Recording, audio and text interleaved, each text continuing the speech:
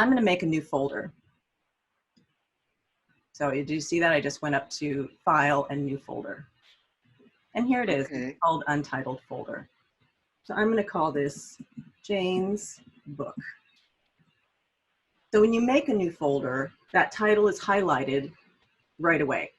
So you can start typing to name it whatever you want to name it.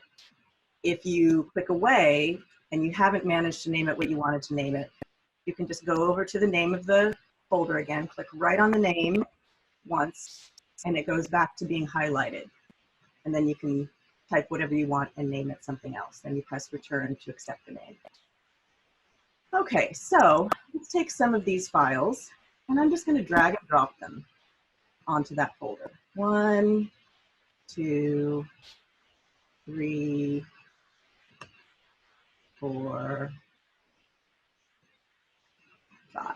That's good enough. Okay, so those 5 are in this folder right now. Now I want to put them in the order that I want to put them in.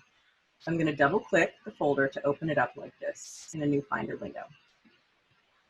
Okay, let's say that I want this one to be number 1 in the middle.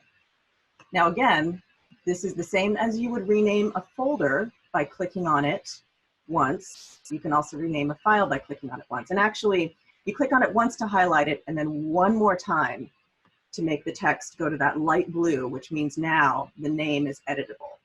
Okay, so I'm going to click once to highlight, and then one more time to make the text, the name, editable. And now I'm going to hit my left arrow, which means the cursor is going to go all the way to the left of that name. Do you see it there blinking? Mm-hmm. And then, Yes. and then I'm going to put a 1 and a period, and then hit return. And there you go. That has now gone to the top of the screen.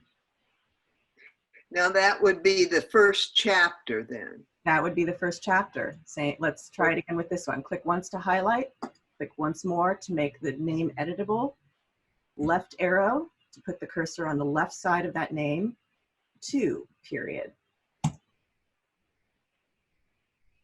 I can also use the up and down arrow keys to highlight different, right now I'm using up and down. Do you see how it's highlighting different files in that folder? Okay. Yes. So now I get to this one. This one's going to be my 3. Click, left arrow, 3, period, return. And you just keep doing that.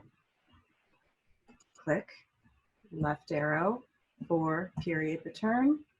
Click, click again, 5, period, return. Now you see how there was a pause that I did between the first and the second click. That's really important because if you go click, click, it's going to open up the file. So you have to do click, pause, click. Okay? All right. And then return to accept it. So renaming folders and files is a really, really core skill that once you learn how to do that, you'll have so much more control over like this, putting things in order. There's more tricks than just using numbers. Sometimes I use, well, sometimes I want certain things to be in order, but then I want one file to always be at the top.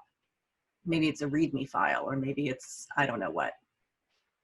The trick I use for that is, instead of putting a number, I'm going to put a tilde, which is that thing. It's to the left of the 1 key. Press shift and then press the key to the left of the 1. And that is going to push it all the way up to the top, always. So the computer ranks certain punctuation marks in importance. I've just learned that the tilde is like number 1. And sometimes if I want things to go to the bottom of the screen, I'll use, let's see, I'll do it on this one. Sometimes I'll use a Z, and that shoves it to the bottom. So these are all little tricks to get your files in exactly the order you want, because sometimes that really does matter.